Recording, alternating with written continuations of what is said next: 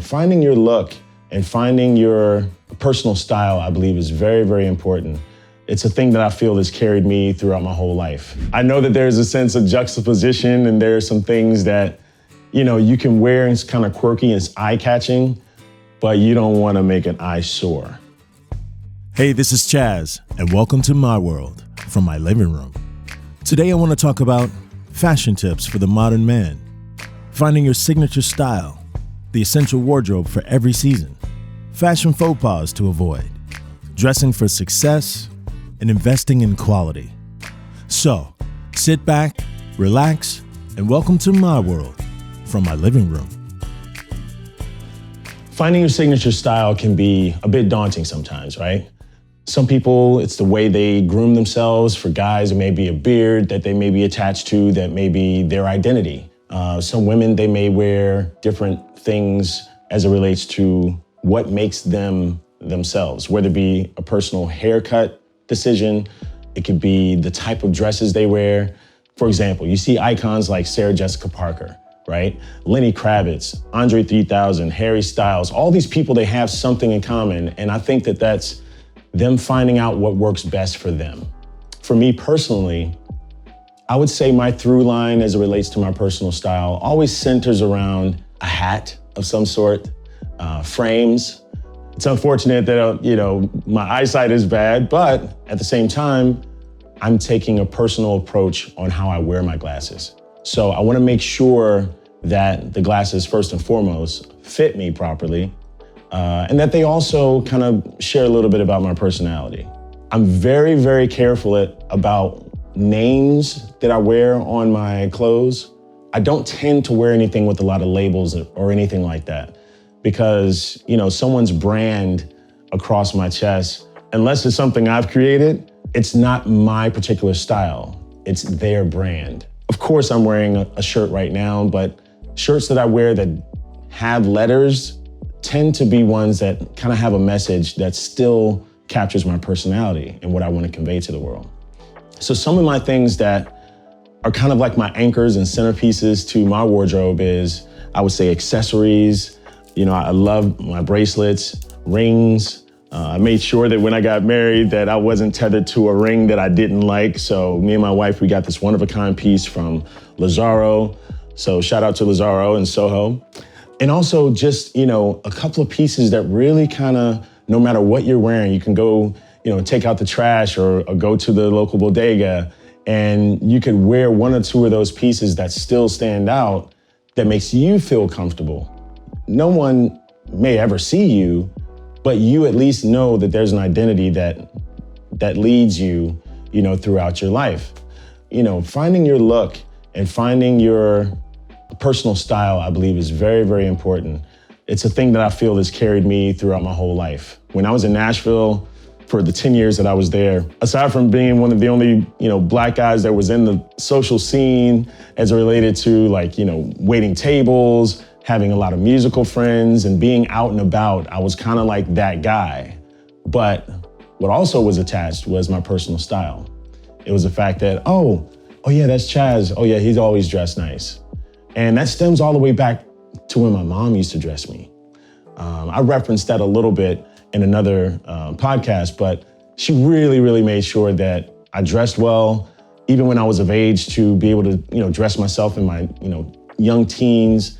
She made sure we pressed our clothes. We had creases, there were no wrinkles, any of that stuff. I still take that pride with me today. So that kind of helps me through my through line as it relates to my personal style.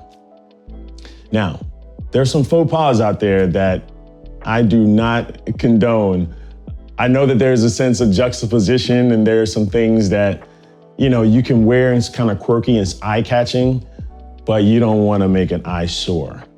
And some of those eyesores for me personally are leathers not matching. For gentlemen, it's probably the belt with the shoes. For women, it's probably, the purse and the shoes.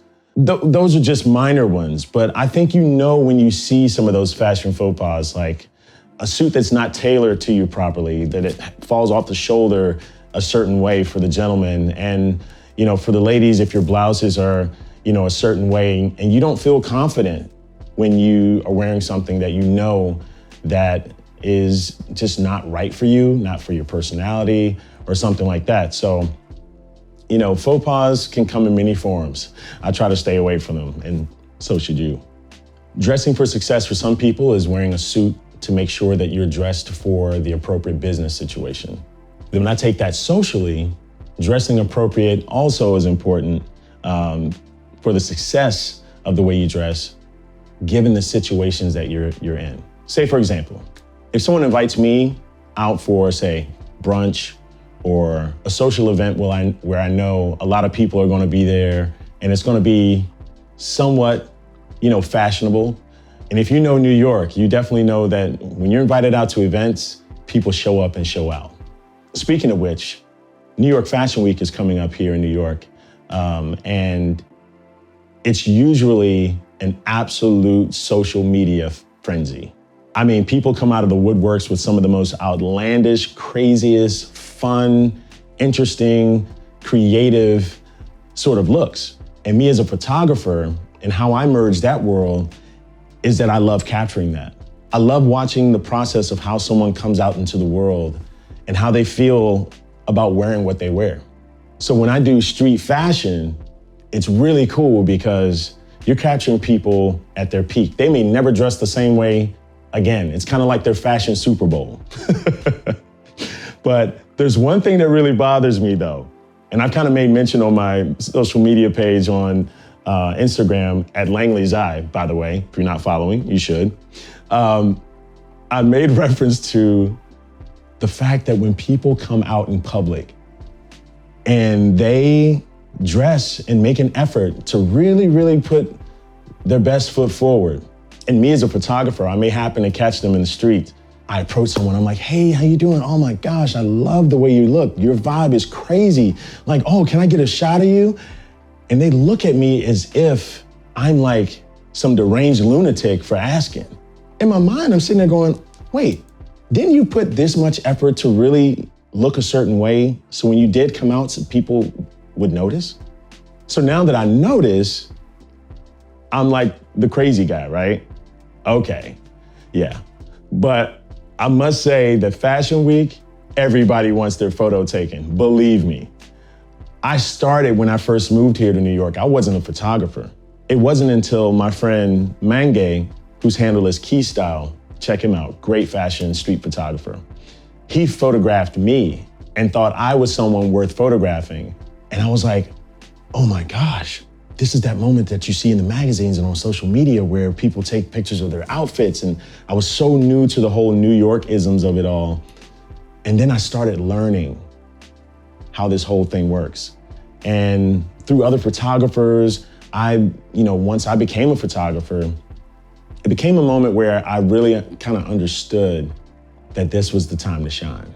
So dressing for success in different arenas happens all the time for different people. But your success is measured based on how comfortable you are in what you're wearing. Investing in quality also means different things to different people. Some people know where to splurge and really kind of spend that money on those big ticketed items that ultimately become some of their centerpieces for their wardrobe.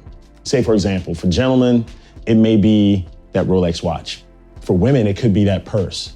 It could be that Louis Vuitton. It could be that, that Birka bag. It could be some of those things that really kind of anchors their whole outfit together. Because maybe if they missed somewhere else, that's kind of like the great elixir that covers the multitude of sins as it relates to your outfit or your wardrobe. To kind of go, oh, okay, they're in because they have that piece. You got to know where to spend that money too. Because for me personally, when I moved here 16 years ago, I used to be famous for the high-low, right?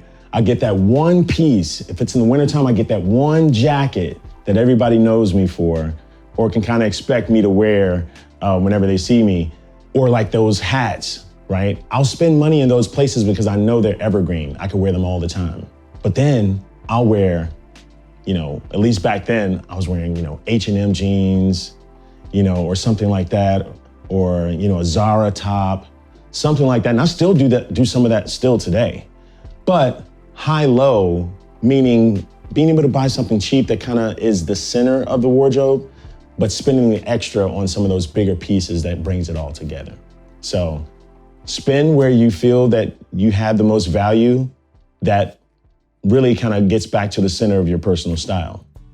At the end of the day, no matter what you wear, make sure you're comfortable, confident, and you're being yourself. Thank you guys so much for joining me for this podcast.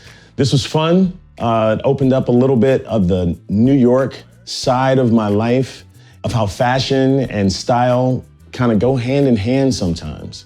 But it's finding the center of your personal style that really makes you you. So without further ado, I'll see you in the next one. Have a wonderful day.